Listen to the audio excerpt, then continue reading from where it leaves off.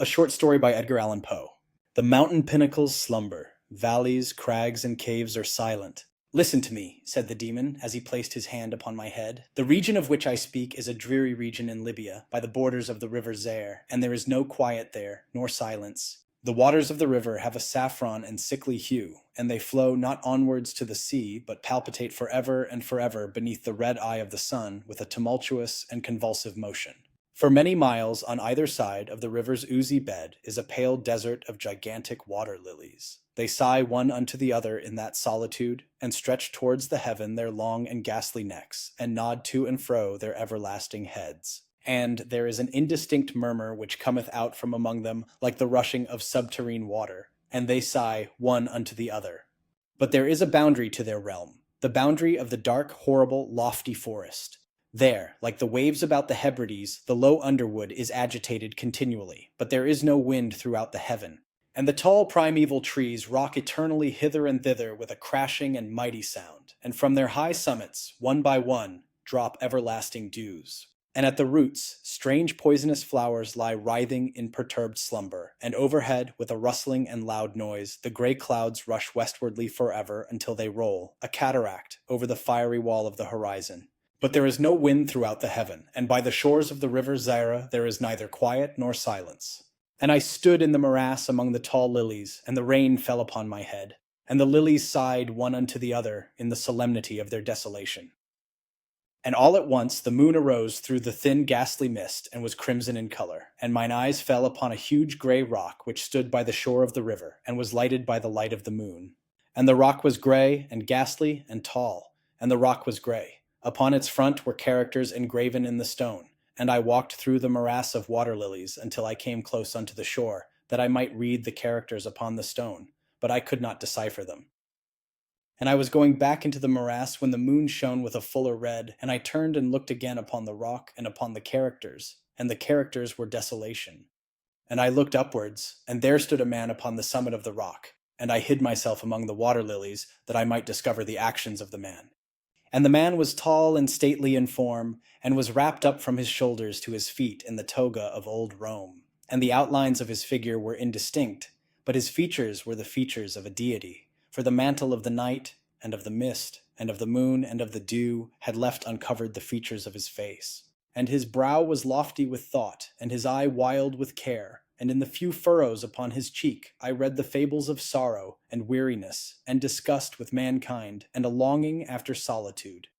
And the man sat upon the rock, and leaned his head upon his hand, and looked out upon the desolation. He looked down into the low, unquiet shrubbery, and up into the tall primeval trees, and up higher at the rustling heaven, and into the crimson moon. And I lay close within shelter of the lilies, and observed the actions of the man, and the man trembled in the solitude. But the night waned, and he sat upon the rock. And the man turned his attention from the heaven, and looked out upon the dreary river Zäire, and upon the yellow ghastly waters, and upon the pale legions of the water lilies. And the man listened to the sighs of the water lilies, and to the murmur that came up from among them. And I lay close within my covert, and observed the actions of the man. And the man trembled in the solitude, but the night waned, and he sat upon the rock. Then I went down into the recesses of the morass, and waded afar in among the wilderness of the lilies, and called unto the hippopotami, which dwelt among the fens in the recesses of the morass. And the hippopotami heard my call, and came, with the behemoth, unto the foot of the rock, and roared loudly and fearfully beneath the moon. And I lay close within my covert, and observed the actions of the man. And the man trembled in the solitude, but the night waned, and he sat upon the rock. Then I cursed the elements with the curse of tumult, and a frightful tempest gathered in the heaven where before there had been no wind. And the heaven became livid with the violence of the tempest, and the rain beat upon the head of the man, and the floods of the river came down, and the river was tormented into foam, and the water lilies shrieked within their beds, and the forest crumbled before the wind. And the thunder rolled, and the lightning fell, and the rock rocked to its foundation. And I lay close within my covert, and observed the actions of the man. And the man trembled in the solitude, but the night waned, and he sat upon the rock. Then I grew angry and cursed, with the curse of silence, the river, and the lilies, and the wind, and the forest, and the heaven, and the thunder, and the sighs of the water lilies, and they became accursed, and were still. And the moon ceased to totter up its pathway to heaven, and the thunder died away, and the lightning did not flash, and the clouds hung motionless, and the waters sunk to their level and remained, and the trees ceased to rock, and the water-lilies sighed no more, and the murmur was heard no longer from among them, nor any shadow of sound throughout the vast, illimitable desert. And I looked upon the characters of the rock, and they were changed, and the characters were silence. And mine eyes fell upon the countenance of the man, and his countenance was wan with terror. And hurriedly he raised his head from his hand, and stood forth upon the rock and listened. But there was no voice throughout the vast, illimitable desert, and the characters upon the rock were silence. And the man shuddered, and turned his face away, and fled afar off in haste, so that I beheld him no more. Now there are fine tales in the volumes of the Magi, in the iron-bound, melancholy volumes of the Magi.